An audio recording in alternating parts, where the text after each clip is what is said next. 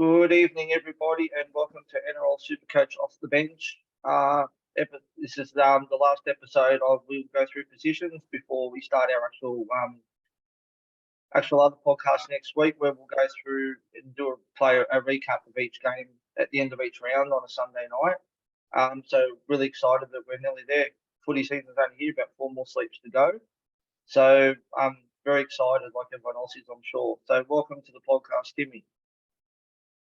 Evening, gentlemen. Good to be here. Getting close to Supercoach kickoff. Really looking forward to it. The other thing I'm looking forward to it is the Carabao Cup final tonight, Manchester United versus Newcastle. I'll be setting the alarm for about 2:00 and up, and it's going to be a long day at school tomorrow. I'll tell you that much. Even longer if Man United get up. Let's go. Very good. And Guy, welcome, Guy. Evening, lads. Very excited. Can't wait for TLT. Let's get into it.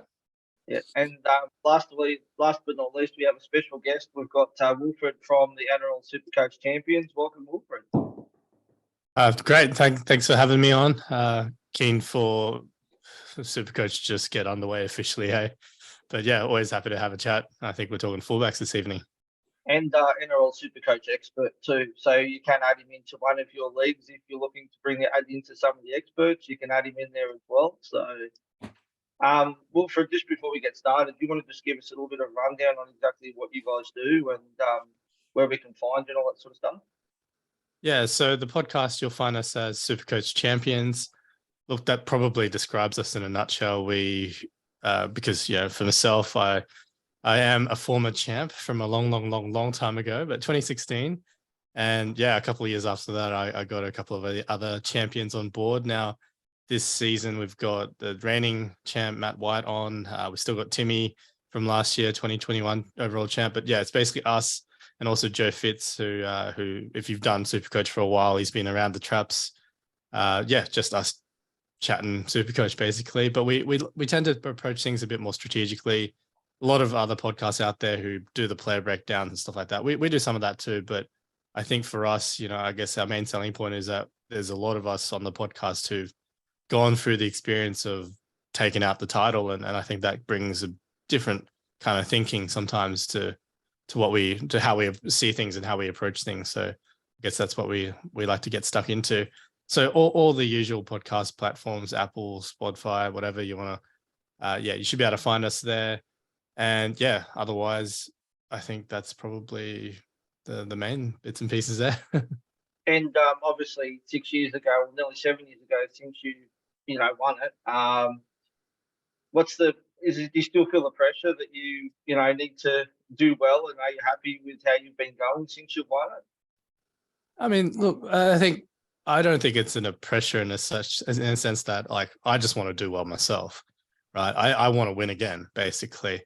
And that's the way I'm always going to approach it. Like, I know I can play it safer sometimes with how I approach the game, but I think, and this is something we talked about on the podcast recently, like you can play vanilla and go with the crowd a lot, and you're going to give yourself a pretty good shot at finishing top 1,000, which is, it's a really good finish. But to get from, somewhere from the 300, 400, 500 to top 1,000, 2,000, and to actually get yourself into the top 100 and actually, top 10, actually have a crack, you got to play a little bit differently at times. And it's just about knowing when to take those risks and stuff like that. So yeah, I've done some pretty crazy stuff over the years where I might be in the top 200, top 300 or whatever.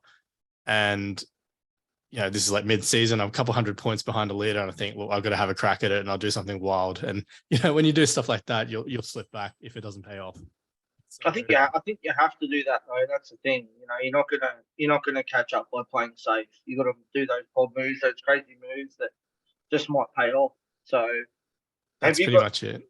So are you going any differently this year with your strategics? Obviously, we've got to buy every round this year now. So obviously, it's going to be more challenging this year. Any tips that you don't want giving away to the rest of the listeners out there? Yeah, look, actually on our most recent episode, we dove pretty deep into how we were approaching the thing strategically. I think for me, probably the biggest takeaway from what I've been looking at is, a lot of people are still approaching round one teams the same way they did last year. Like they just go, oh, who's the best player? Where's the best value? All that type of stuff. Not really thinking through the ramifications of the early buys. They're like, oh yeah, what? Don't worry, so-and-so's got a round 2 buy, round 3 buy, round 4 buy. That's fine. I'll just plug someone else in there. But it doesn't, like, I think it's going to have a bigger impact than we think. Like the guys running with, Nathan Cleary, Brian or Luke Garner, or, a couple of Panthers guys in round 3, when they're on the buy, you're going to be missing like 3 of your top line, maybe even 4 of your top line 17 players. It's like you're actively choosing yourself to be starting a squad with 1.5, 1.6 mil less of your cap, basically. Imagine trying to set up a round 1 team with, 1.6 mil less than everyone else. Like that's what people are actively choosing to do, basically. So I think I don't know. I think that might be one way to kind of differentiate your team, just planning that a little bit more. And yeah, you could get yourself ahead 30, 40, 50 points. And, every couple of weeks, if you're doing that, then you're going to steadily climb the rankings, I reckon. So I guess that comes to our next question. Obviously, we got the mail that Hines is in doubt for potentially 1 or 2 games. Obviously, you don't know too much more, and it could be a week-to-week prospect, but are you still planning on starting him if he's not there come round 1? If he's not there round 1, I wouldn't be able to start him. I think there's just too much variables in terms of injuries. If that's the case, like, what if there's a re-aggravation, all that type of stuff. I know something that people talked about a lot last year is they go, well, what about the people who started with Harry Grant and Cam Munster, who both missed round 1 last year? Different story, because they were suspended, right? So they were at least fit and healthy, barring some sort of freak training accident. They were going to be playing round 2 guaranteed. If we don't know for certain and Hines misses round 1, then I just don't think you can start with him. But if he does start and he plays round 1, I'm just going to stick with him. So keep it simple like that. Yeah. All right. Well, before we start, just a couple of things. So we've got the group code for the NRL Supercoach off the bench, which is 170834. That's 170834. And we can finally announce that we have a sponsor on board. So we'd like to welcome Bluebet on board as a sponsor for us. So jump into the page. You need to have an account with Bluebet to win the prizes. Now you don't have to deposit anything. So if you're not really keen on depositing anything, that's fine. Just get your account up and running. Just send me a private message with your username, and then we'll get you into the draw to win the prizes. We will have a weekly winner. We will have a halfway winner. We will have a overall winner for first, second, and third as well. So it's great to have Bluebet on board, and I'm really grateful for that. And we thank Brent and the other team at Bluebet for jumping on board and sponsoring us. So thank you. And then Timmy, do you want to just do a quick run through on these head-to-head leagues that we're organising? Yeah, look, we the joys of off the bench. We want to try and do a few things a bit differently here to how we do how the other podcasts do it. Like Wilfred was just saying, they try to focus fairly heavily on strategy because that's not so much what most of the other podcasts talk about. And those guys have certainly got the runs on the board as far as their overall positions have gone over the last few years. So yeah, look, it's certainly well worth looking at. What we're trying to do this year, we've basically got the 5 guys that either host the show or do a lot of the work in behind the scenes here with off the bench. So and then we've got my young bloke Bailey, who's a sporting nut and super coach enthusiast. He's only 8 years old, but I swear some of the times he knows more facts and figures about super coach in rugby league, well, cricket as well. He went all right in the BBL. But yeah, look, we've set up leagues. So basically it's a head-to-head league and we're seeding it. So where the 5 of us finished last year, so at this stage, at the end of last season, Brad was our highest finisher out of the 5 of us. So he's going to look after tier 1. So basically there's 19 spaces there to go into a head-to-head lead against Brad.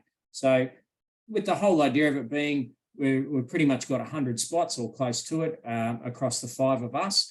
And to try and encourage then obviously 19 viewers to fall into each of those tiers. So you can't enter in 2 leagues. So the whole idea of it is we've put a post on our Facebook page, respond to that post with your name and obviously a screenshot from last season. I've put some photos on there today if you're not quite sure how to find your overall ranking at the end of round 25 from last year. So it's pretty easy to follow. And if you've got any questions, by all means, just reply to the post, and I can help you out, or one of the other boys can help you out as well. But the general gist of it is Brad's looking after tier 1. I think then we've got Davo at tier 2, Guy at tier 3, Ross at tier 4, and myself at tier 5. So we haven't taken into account our positions in previous seasons. I think Brad's best position is 9th. I've had 3 top 1,000 finishes in the last 6 years. And Roscoe's done pretty well as well. And Guy's always in and around the top 1,000 or close enough to it. So we've all been up there. But to try and make it fairer for everybody else, all we did was went straight off last year's results. And then that's how we've spaced it out. So we're not sort of saying if you finish in the top 100, then you're against Brad. We've said, righto, the top 19 people that give us a screenshot will be in Brad's league. And then the next 19 people that send us a screenshot will be in Davo's league. And that's how we're doing it. So right the way through. Currently, we've got about 220 members on our page. So look, if we get to a position where we need to add more leagues, we will absolutely do that. The other thing that we're doing, something a little bit different, is, like I said, my young bloke Bailey, he's a sporting nut, and he wants to get heavily involved and start to do a bit of a child's play type podcast within our group as well. So we're going to open that up there. So Bailey's going to host a kids league. So we don't want it to be my wife's team or my son's team if you're trying to sniper and have a second crack at winning the 50K. So we do want it to be genuine. So it's by all means, if you've got kids that are involved in sport or interested in NRL, get them involved. All they really need, just like all the rest of us, they need an email address to set up a Supercoach account. But yeah, if you've got under 18s that are interested in Supercoach, by all means, get them to jump on, and we'll put them in Bailey's league. So yeah, like I said, he wants to do a bit of a podcast himself. We're actually looking at doing a team reveal some stage this week. So Bailey and I'll sit down in front of the Zoom screen, and we'll actually do put a bit of a team reveal out there for Bailey and have a bit of a chat with him about what his logic is behind his players. I'll be honest, I've looked at his team. It's basically Broncos players, ex-Broncos players, or players who've been linked with the Broncos, and that's pretty much about it. But let's be honest, Wilf's been doing that for years. And the most earth-shattering news I can imagine from Wilfred this week is that Uncle Wayne has decided to sit MILF out for round 1. So I'd imagine top of his shopping list is probably go and find another 5'8". No, believe it or not, I did not have him in my team in my drafts. So yeah, not having a shuffle there. In fact, I actually brought in Isaiah Katoa just as to replace Joshy Schuster, who obviously got hurt. So yeah, look, it's been a couple of years since I've had Milford in my team, believe it or not. I can imagine Katoa's overall percentage is just going up through the roof at the moment. Yeah. But yeah, look, so Bailey's keen to get involved. So there will be a kids league there as well. Obviously, I mean, it's not like he's in 10 million groups. So if we get 40 or 50 kids involved that are pretty keen to it, I'm a high school teacher, and I know there's heaps of kids at my school that do play and they're really interested in it. So it's just another thing that we're trying to do a bit different to some of the other podcasts. I'm used to dealing with students and things like that on a day-to-day basis. Guy's also a teacher. So look, we wanted to provide a safe place. Obviously, there's no chat group or anything like that involved with it. So it's not as if we're going to be talking to the kids or anything like that, but it's just another way of trying to get people involved in it. I got a message this afternoon from Clementine Cassidy. She's really well known upon the podcasting scene, a young lady, and she sent me a message saying that she thinks it's a fantastic idea. She's got a family member of hers who's really keen, and she'll be getting him involved. So yeah, so it should be some good fun for the kids and for the grown-ups as well. So yeah, why don't you jump in? Like I said, just check out our Facebook page, find the post that I put up today, and take a screenshot of your overall position from the end of last season at the end of round 25. Send it in, and yeah, probably Wednesday afternoon, I think we'll be sending out individual messages and things like that to people who've shown the interest. Yeah, it's good. It's good challenge, guys, to jump in and see if you can beat the experts. So one more thing. I don't know if I go that far, but yeah, we might add a couple in there as well. Well, so. we're not a Supercoach expert like Wilfred is. You know, we can't add him to one of our leagues. So, all right. That's actually an interesting point, Wilf. Now that you actually are an expert, do they give you more leagues, or you can set up your own 10 and then everyone else can just have you at any point?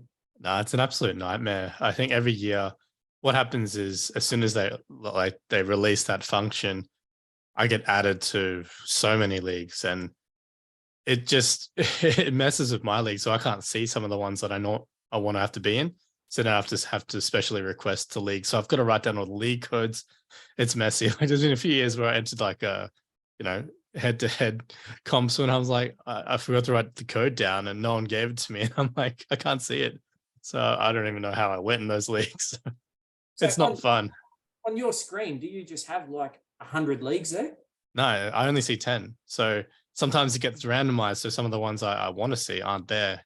And then every now and then some other leagues just show up. It's not fun, basically. And you know how when sometimes you get the weekly report and they tell you how many like head-to-head leagues you've won and stuff like that, they give you a little achievement. I had no idea, but one time I think I had a pretty good round, and I was like top 100 or top 1,000 for the week. I think I saw like a 9,000, 10,000 something head-to-head matchup. So I guess that told me how many leagues I was in. So you went all right that week. You were the guy saying, just wondering what was par this week. Yeah, no.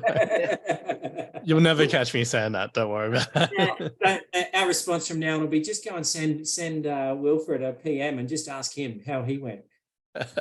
Please don't. Do the calculations on his 10,000 leagues he's in. All right.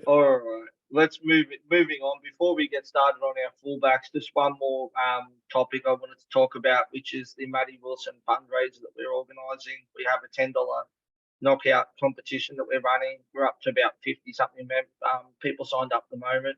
So winner will get $100. The rest will go to Matty's family, who tragically lost his wife about 2 or 3 weeks ago with a rare lung condition. So we're just doing what we can to help out. And we've also had a donation of some Penrith gear, which Guy's got in his house. And we've done up a merch pack, which we're doing a silent auction on, which is currently sitting at $75. So it's got a drink bottle, it's got a lunchbox, it's got a key ring, it's got a hat, and a scarf. So get on board for that. We've got some other clubs that are going to jump on board and donate some gear, which we're going to auction off as well. And all the proceeds will go to Matt and his family. So obviously he's doing it a bit tough at the moment. So get him behind the great cause. So that's it. So let's make sure you get behind it, guys. It's obviously not only Matt, but he's got a 2-year-old little girl as well. So the poor bloke, his whole world's been turned upside down. He's a lovely bloke to talk to as well. He's heavily involved in all our podcasters groups and things like that. So yeah, he's a lovely bloke, and he's certainly doing it tough at the moment. Yeah, well, we're sitting at about $800 at the moment, which is fantastic. A lot of people have just donated that couldn't join into the groups because they're already full. Let's get that first target of $1,000 and then go from there. So jump in for a good cause. All right, we're here to discuss fullbacks, and before we go to that, can we just make a special mention to Scotty Sorensen, because mate of Guy's who actually did organise all the gear from Panthers for us.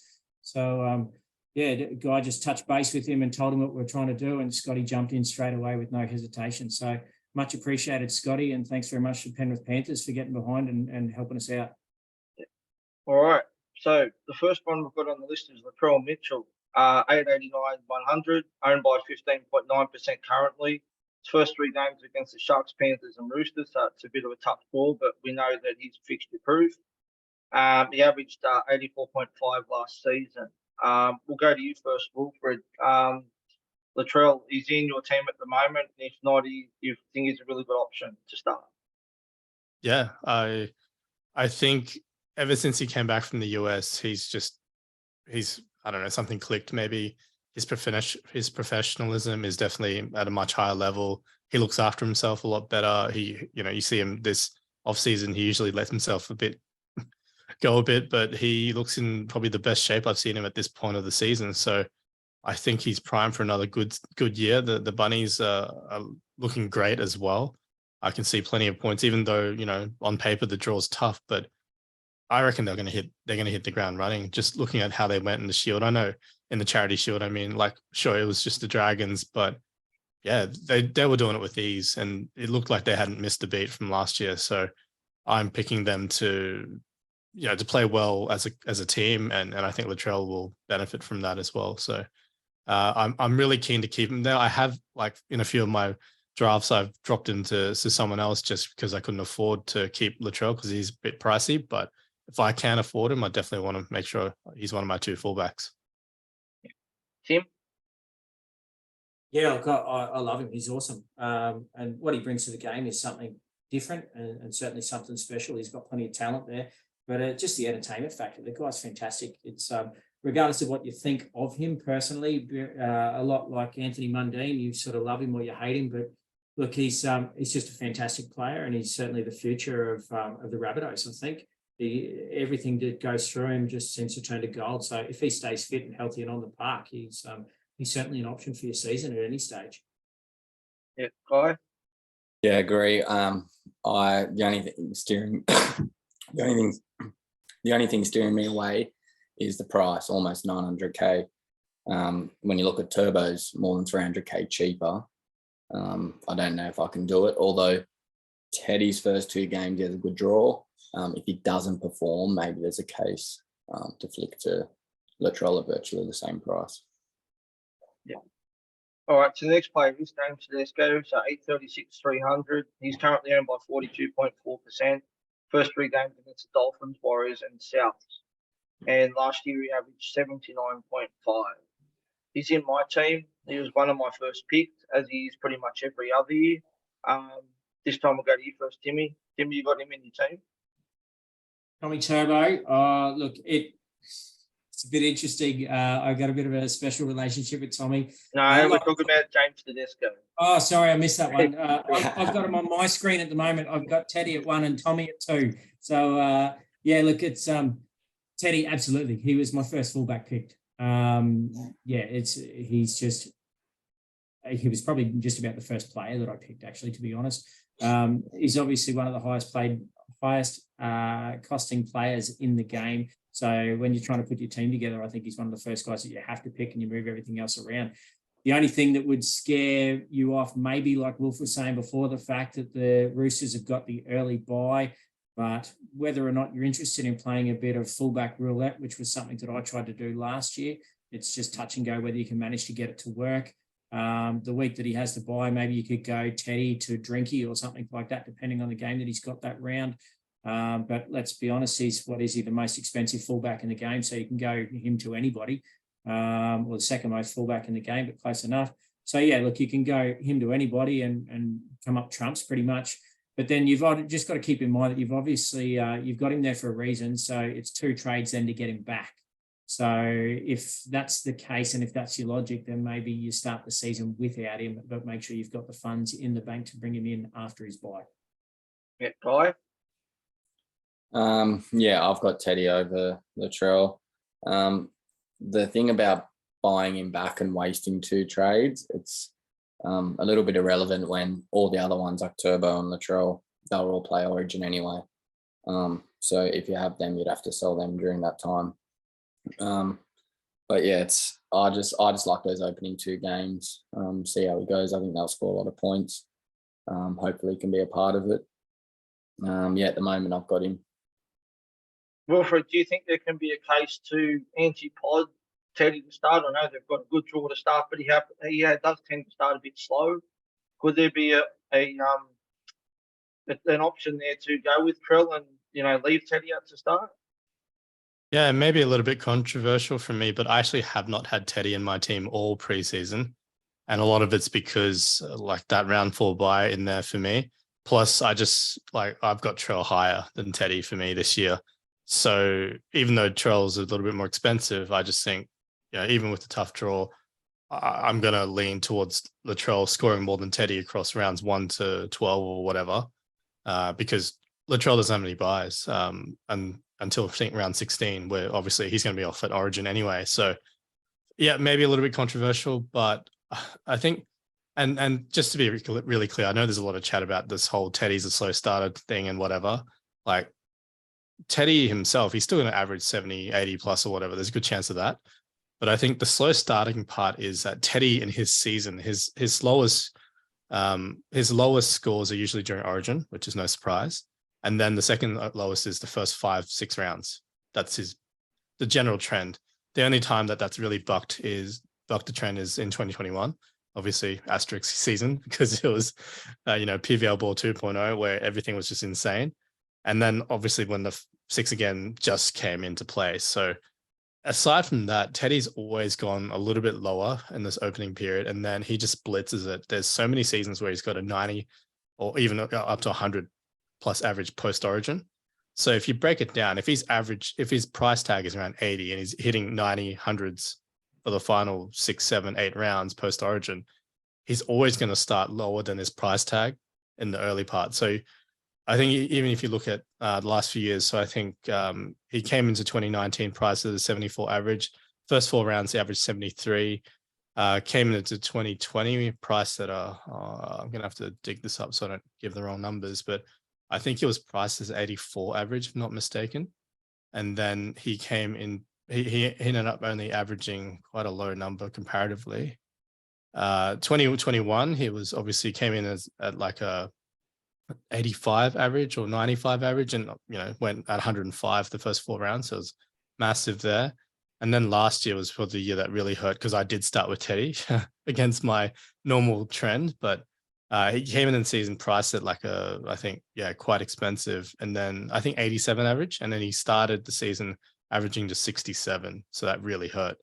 So again, I'm not saying Teddy's going to be bad because he's got such a good first 2 rounds, but I think all things considered, I actually think it's very viable to actually skip Teddy early on if you're going to get someone like a Latrell or someone who easily could match Teddy at that similar price tag. So yeah, that I think that's my take on it. Like if you're going to skip Teddy, make sure it's because you're going for someone absolutely premium like that.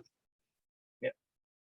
Can I just ask, Wilf, in regards to that, how much do you factor in the obviously the fact that you can captain Teddy? So, like, I absolutely agree with you. I think Trell can outscore Teddy for those first half a dozen rounds. The fact that Teddy's obviously got a bye, and even if Trell drops 5 points short of what Teddy scores each round over those other 5 rounds of the first 6, obviously Trell outscores him overall. If you factor in, obviously, doubling Teddy's score, though, let's say he pumps out 100 for the first 2 games, and Trell goes 90 odd or something along those lines. Yeah, how much do you factor in? Obviously, the point that you can captain Teddy and hopefully try and make some ground up, whereas you may or may not necessarily captain Trell in those early rounds. Absolutely, it's a really good point. And for me, it's as long as I've got someone else that I'm very happy to captain. Like for me, I'm going to have Cleary round 1 against my Broncos. Unfortunately, I think I'll be rolling Cleary out as my captain, and I dare say he could match Teddy round 1. So, like as long as you've got someone viable like that, I think it's a legit strategy. But, even if he does go massive, right? Like I think we got to keep in mind, if every time he goes 120 as a captain, if your captain goes, someone like Cleary ends up going 100, and you've got Teddy and Cleary, like the gap is only 20 points. It's not doubled if you understand how that works. So I think some people double count that and they think the gap is bigger than what it actually is. So it definitely factors in, but as long as you've got a good alternate option, I think you're not going to be missing too much. And yeah, it's not something I wouldn't use that as my tiebreaker necessarily. It's also team dependent though, because if you don't have many other roosters in your team, then Teddy's more of a hold for that 1 week. But if you got Cheese and then a few others, then it becomes a lot harder. Yeah, definitely. I think that's a good point as well. So for me, like I'm going to have Cheese in my team, and I'm toying with having Egan Butcher as well. And I think if I've got Teddy, Egan Butcher, Cheese, and I'm really tempted to run Daniel Tupou as a bit of a pod center wing early on, like there's no chance I'm going to have Teddy basically with that kind of build. So yeah, it's a really good point. It just comes down to your team setup.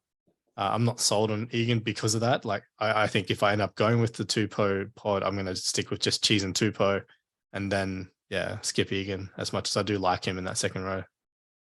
It's an interesting point too, because I know we're touching on fullbacks, but there's a lot of talk around that Egan's going to hold his spot overnight once obviously some of the other players like Angus and that come back. So it's got me thinking definitely what to do.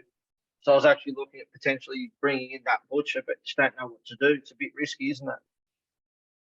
I think for me, like I also like Egan more. Like, I think he's a better super coach option, but the raps on Egan as a junior, he's always been held in higher regard than Nat, even though Nat obviously came through a little bit earlier, being the big brother. So I think for that reason, and look, it's always hard to tell when they actually hit first grade and when they're playing. Egan's come through a little bit slower than I expected, but I guess part of that is because they didn't really get that opportunity for him to play reserve grade over the COVID years and stuff like that. So that's probably not helped. But like, you can see the talents there. He's a bloody good player, and he's so busy when he's on the field that it's just beautiful for Supercoach, right? Yeah. All right, next one's Tommy Turbo, 577, 700. He's owned by 36.2% currently. His first game against the Dogs, then they've got a bye, and then Eels and Souths. Last season, he averaged 61 points, but he only played 7 games. He's in my team at the moment. Guy, will go to you this time. You got Turbo in your team? Yeah, I do. And I think this year's the main difference to last year when Timbo started with him was just the price. I think he's got the potential to outscore Latrell, Teddy and Drinkwater and all of them. Just that he can get him 300k cheap. I think you have to go for him. I won't spend too long on him. Yeah, Wilfred? Yeah, totally agree. As soon as I heard that, he was going to be ready round 1, no concerns over the injury. Like, yeah, sure, it's always going to be there, like if he gets hurt again, but the guy was absolutely spot on. The price tag is just way too good for someone who can be absolutely, potentially the top point scorer again, or top averaging player in all of Supercoach. So sign me up. Yeah, Timmy, anything more to add on that? Yeah, the scars are still there, mate. This goes down to strategy. I tried it last year, like Wilf was saying, sometime from the start, if you really want to have a genuine crack at winning, after 2 top 500 overall scores 2 years in a row, I had to try and do something different because none of the other podmasters were starting him. So, yeah, look, it's still a bit too soon and the scars are still raw. But it dead set. I kept Tommy out till about a week ago, and I just copped such an ear bashing from everybody else. I'd sort of succumbed to peer pressure. The school teacher that succumbs to peer pressure, who'd have thought? So yeah, look, let's be honest. He started last year at 1.26 million. He's less than half of that this season. So for the player that can bang out 150 plus for fun at any given stage, not to mention the bloke can do it in 20, 25 minutes. So look, he's obviously got his injury history and everything else, but if you can put that aside, he's an absolute weapon, probably the highest potential scoring Supercoach player just about of all time. So as long as he's on the park and he's fit and healthy, you've got to have him. It's a no-brainer.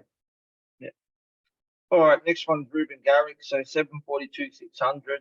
He's owned by 10.8%. First 3 games, Dogs by Eels South. Average in 2022 was 70.6.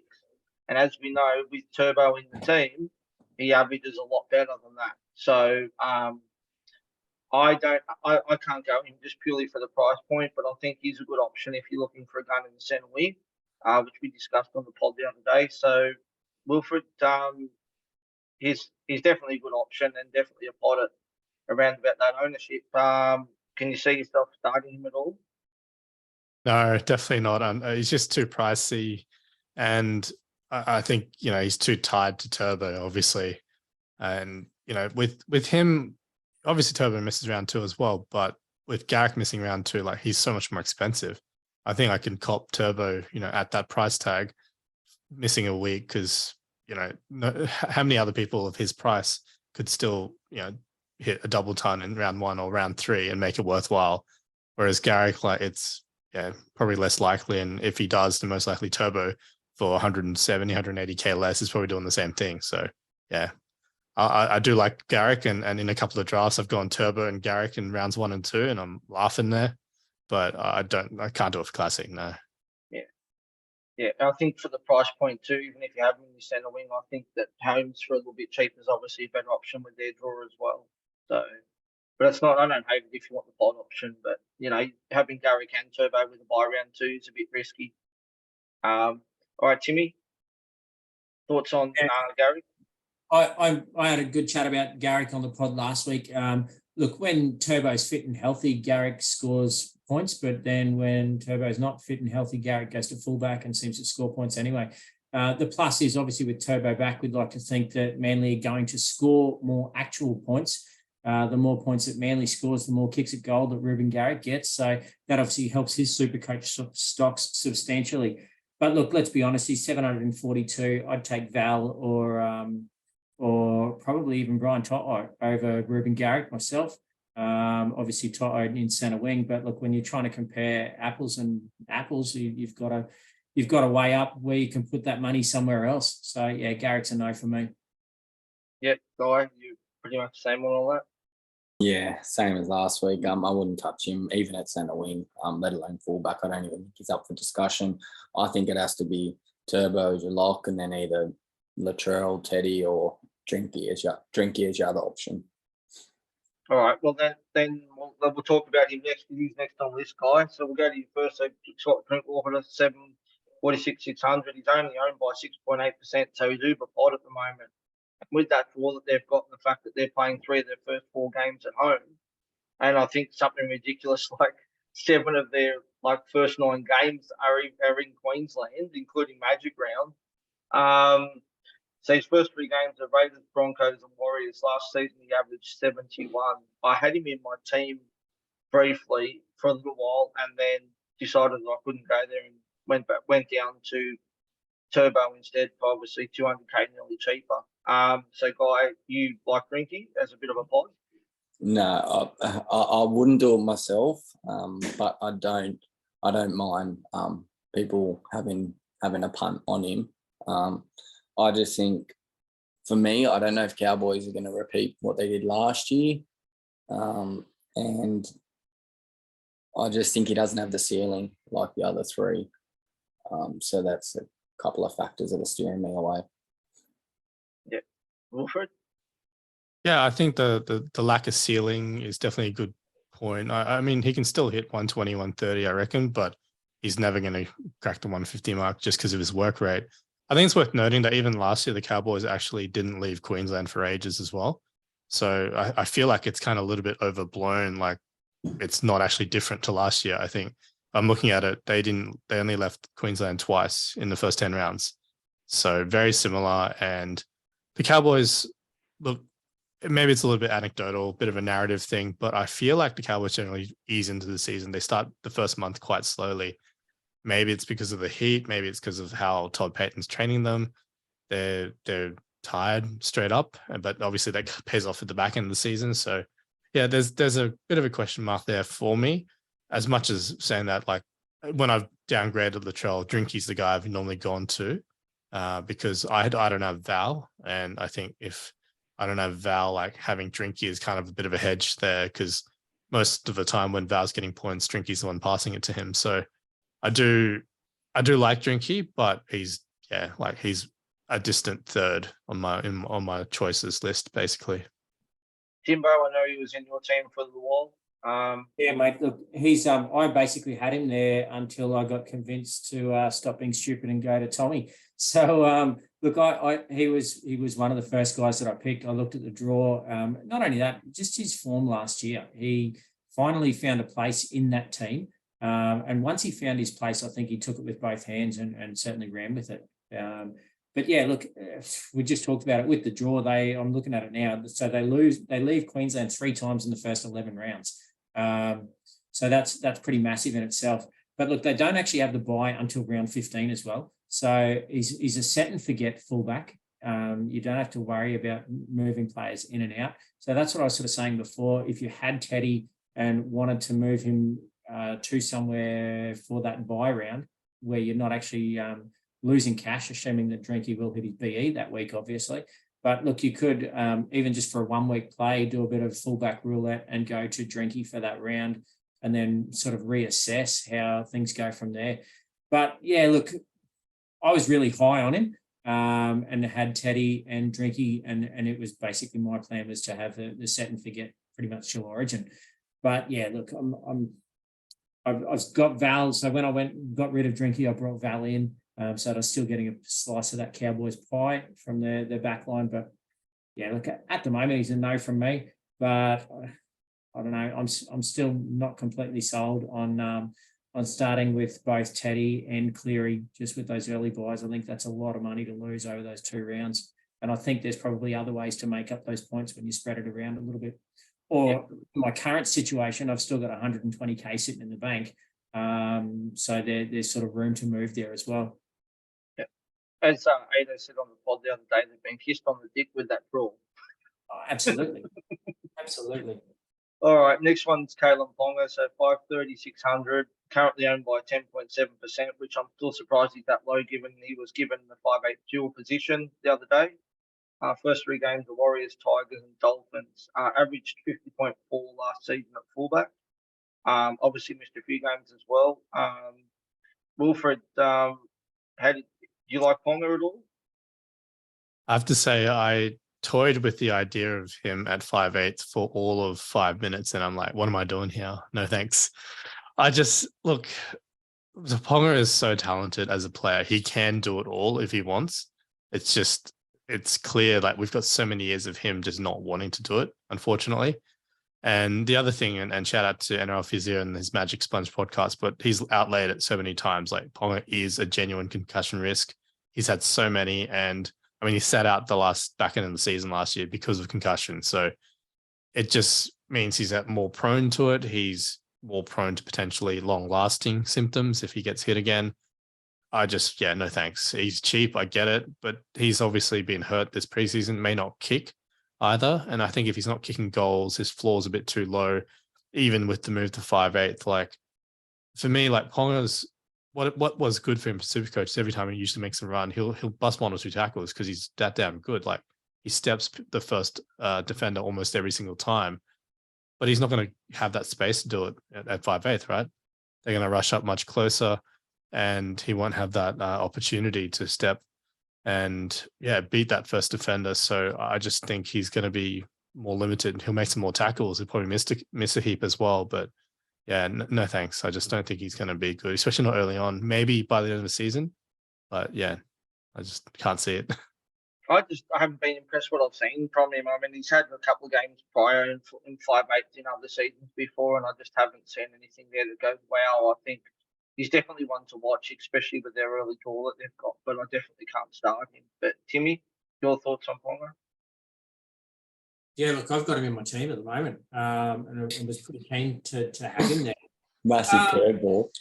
Yeah, that's exactly right. So, look, I've had a bit of a play on a very left field strategy where you can actually have Ponga and AJ Brimson in your team. Have one at 5'8" and one at fullback, and basically you can play them depending on their matchups from round to round.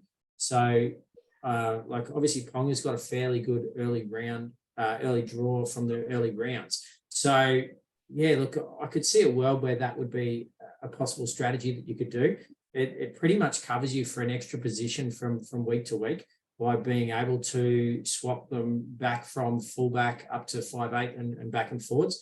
So look, I've only got Ponga at this stage. Like I said, I'm still not 100% sold on keeping Teddy down in fullback. But whether or not I've got the balls to go AJ and Ponga, it would take some pretty huge kahunas. And look, I ran the risk last year of trying something with big kahunas and it didn't pay off.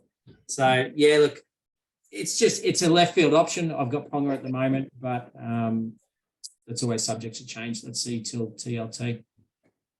Yeah, Guy, we'll go to you obviously last. I know you're pretty keen on him, especially when you found out he got the duel. So is he in your team at the moment? Yeah, well, I was keen at 5'8". I wouldn't get him at fullback. The only thing that I did have him, but I've just recently got rid of him because you've only got 4 half slots, and if you're running Nathan Hines at halfback, it only leaves you 2 at 5'8". And I think Dewey's a lock with the goal kicking. Burden and Ponga don't have the goal kicking, and even though I don't really rate the Tigers that highly, I think Dewey will still be quite involved in their attack. And then the 4th spot was Ponga. I did like him more than Burden, but now with the news of Katoa, I think if he's starting, I think you have have him. So his Ponga went down to him. But it could be that's just if he starts, I think. A nice 300k to spend elsewhere too, guy. Yeah, Yeah. Ross and I were talking about it before the show, and that's definitely something that I'm looking at. If it's obviously going to come down to TLT, if Uncle Wayne's not completely full of shit and does start Katoa over Milford, then yeah, I think he'll just about be, his stocks will go through the roof, and he'll just about be the highest owned player I can imagine. It's not very often you get a basement starting price or pretty close to it, starting 5/8 ever. The other thing I will say on Ponga is I heard on one of the other podcasts the other day, and this may have even been Wilfred's, that the 5/8 position is actually the lowest percentage as far as head knocks go and concussion tests, sorry. So, yeah, so they've obviously thought long and hard about it to almost, in a way, kind of make it so that Ponga's getting his hands on the ball as often as he possibly can, but to an extent, kind of like hide him there as well, in that he's a lot less likely to cop a head knock. We all know what difference he makes to that team just by being on the field, and what that team's got without him on the field. So, look, maybe that's part of their logic. They've tried to put him there. They've looked at the stats and gone, look, that's the least likely place that he's going to get his head taken off.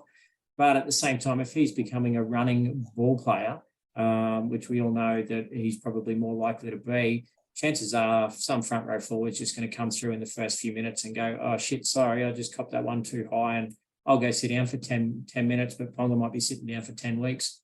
Yeah, but the front row, he's not going to be running up the middle. He'll be pushing a bit wider. Like Wolf said, he'll lose his kick returns, which is big amount of runs. I don't know if he'll make them up in tackles. But the only way I think he'll get a lot of his points and go on a run is it probably won't even be him, but maybe just early ball to Best or Marzu one-on-one, and they'll just run over and he'll get, try assist, line break assist. So I think it'll rely on his outside backs as well. All right, the last one I want to touch on is Reece Walsh. So we might go to Wilfred for this one. So 554, 800, currently pod at 5.5%. Wilfred, being a Broncos fan, do you like what you see from him so far? Obviously, it's been a bit minimal. We got injured and potentially out for the first round, but do you think he's an option to start at all? I don't. So I think he's actually going to go quite well this year. The way he's already slotted in, I saw really a lot of positive signs just in the trials already. And that's without Reynolds there to, really give the attack some direction. So I like that aspect of it. I think Walsh is going to set up, Oates and Cobbo and like both wings. They're going to get some attention basically from Walsh with cutouts or just being the last pass after Walsh draws all the attention when he runs the ball. Because for Supercoach, goal kicking is such a big thing, and a large chunk of his averages and pass is because he's been kicking goals for the Warriors. So without that, he's not going to be goal kicking well while Reynolds is around. And even there's a chance he may not be second choice, because I think even with Stags, he kicked ahead of Walsh initially, even though I think technically Walsh is probably the second best kicker in the team. I think he proved that when he had that Dan Carter-esque conversion, if you remember, kicked it and the wind just carried it through.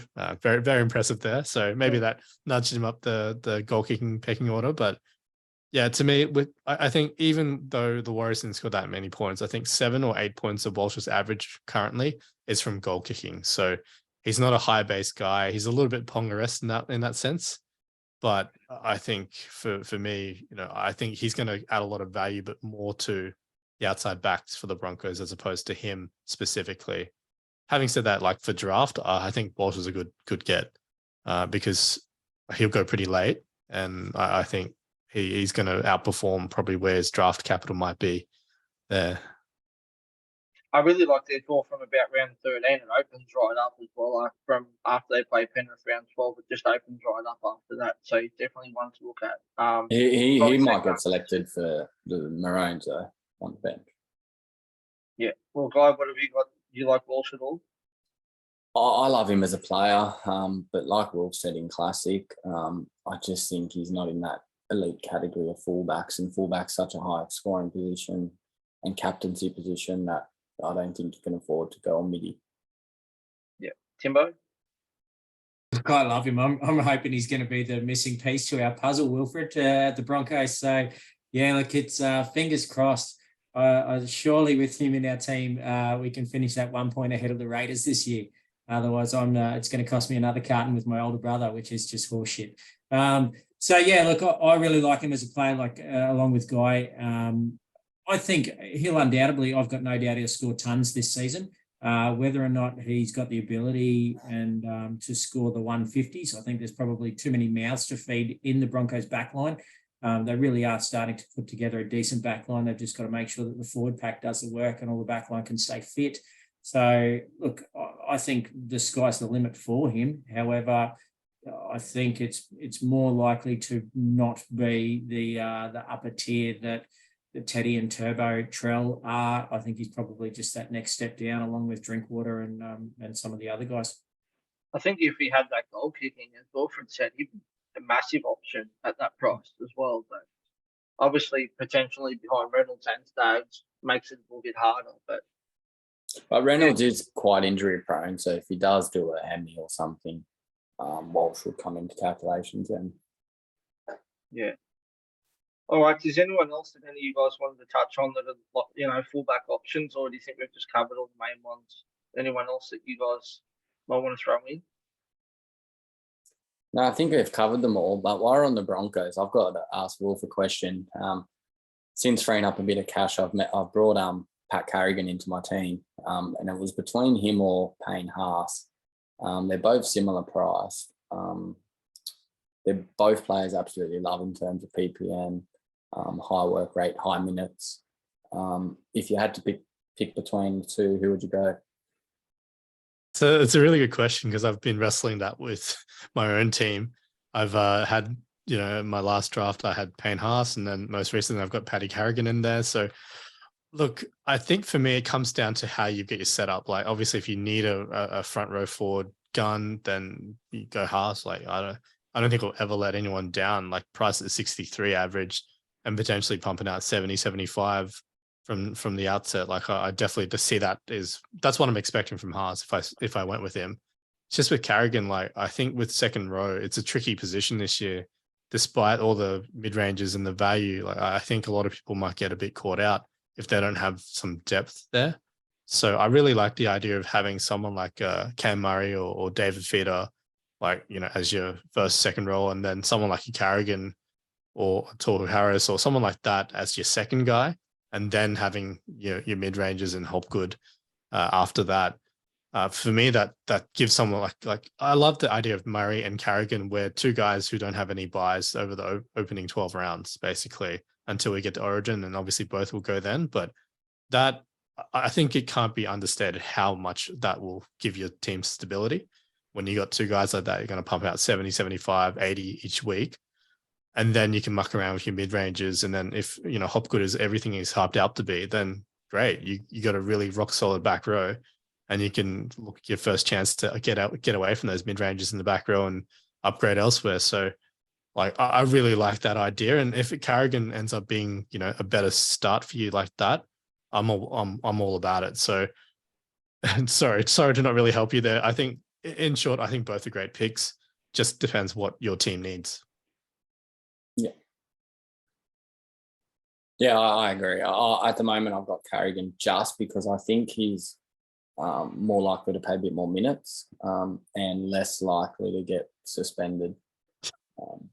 Yeah, fair call. I mean, having said that, Carrigan was the one who did, lose the last 5 weeks of the last year because of that hip drop. But he is the captain, though. Payne Haas would never be a captain. So yeah, well, I think Reynolds is technically the captain, and Haas actually captained the Broncos in the trial ahead of Carrigan most recently. Oh. But anyway, I don't think it really matters. I think Haas will probably get 60 to 65. I reckon Paddy's around the 65 to 70 mark, but Haas probably has a better PPM. So if they both played 65 minutes, Haas will outscore Carrigan. That's what I reckon. But I just think Carrigan's going to get a couple more minutes than Haas, basically. Yeah, and he's slowly throwing the offload more likely, more often anyway than Payne Haas. I think Payne Haas, when he first started, used to throw the offload a lot more. I don't know if it's just last year because of the shoulder injuries. Like, I imagine trying to get the arm free when you got 2 busted AC joints, you're not really keen on that one. So I mean, I felt like Haas, up until he got hurt, he was starting to introduce an offload. I think he had a couple of games. We had 3 or 4 offloads in the opening round. So yeah, I'm not expecting Haas to not have an offload. I think even in the trial he had 2 or something in his, relatively short stint. So like, I love both, honestly. If I can get both in my team somehow, I'm all for it. And I'm trying not to let that be my Broncos bias, but both of them, just for Supercoach, they've just been so good for so long. And I reckon Haas is a great price, and Carrigan, this is going to be his second year back from the ACL, and we know how good that is for player performance. And he looked so good in the trial. So yeah, I love it. Yeah, I think they're both safe picks. Is there anyone else? Is there anyone The else? other thing- Sorry, Sorry, is there anyone the else other- in? Go. The other thing I will say really quickly is Paddy Carrigan didn't score a try last year. So you'd like to think if he's getting extra minutes and the position that he's going to play in that 13, you'd bet your house on he's not doing the nerdy run at the end of this season. So I think Payne Haas is more likely going to score a try than Carrigan. yeah, I just mean there's the upside there with Paddy, because I guarantee you he's not going to finish with a duck egg at the end of this season. So I think there's, for the point scoring potential that he had last season, and obviously the minutes increase and his role increasing now, or his role improving, I guess. You add into it the off chance he might pick up a meat pie or 2. I think his average has got to go up. Anyone else, Wilfred, on the while we're touching on the Broncos? Is there anyone else in that team that you like that you think are good options? I mean, I was thinking a couple. Like, obviously, Cobbo's a shout out for him, and I think Herbie's a good option as a bit of a pod. Anyone else you think? How long we have? No, I'm kidding. I actually think Corey Oates is a bit sneaky one. Like, if you think back a couple of years when Oates was most Supercoach relevant, it was that Darius Boyd cut out pass to the left winger. I mean, it wasn't at Corey Oates' first try scorer. That was just an absolute meme, right? Every single week, could rely on it. I feel like that could be kind of this year, right? Reece Walsh has that ability to throw that pass. And again, it's just my eyes, but I think he likes going right to left a little bit more. So Oates might be the one who wins out. Whereas I think like Reynolds would be the one who feeds Cobbo. And we know Reynolds is so accurate with the foot that sometimes he finds it easier just to kick it instead of throw the pass.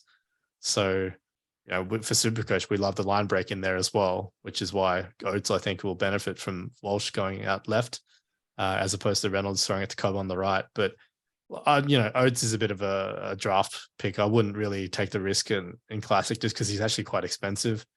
And, yeah, I think he's, it is smoky to play Origin if he keeps up his form from this year, from last year as well. So yeah, I wouldn't go overboard on them because on paper the Broncos actually look decent, but it's just I don't have a faith in Kevy as a coach, and I think we've seen that.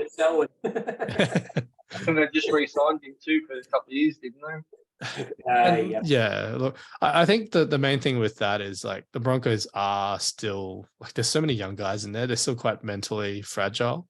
So I think when Paddy was suspended last year, they just fell to pieces, not having him on the field.